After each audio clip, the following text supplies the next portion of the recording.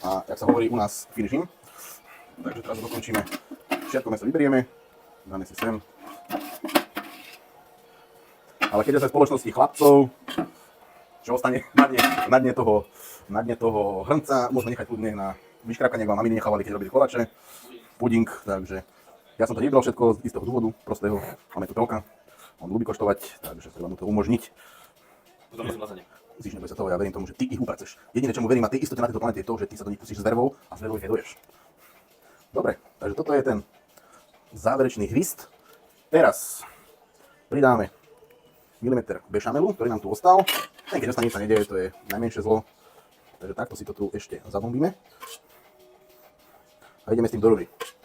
Na 180 stupňov, cca 20-25 minút, ale myslím, že 20 bude dostatočne.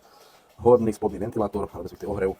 Hotové, vyřízené. 5 minút pred koncom pridáme zbývajúci syr a necháme ho tam zapiecť. Keď sme dali teraz, tak nám zhorí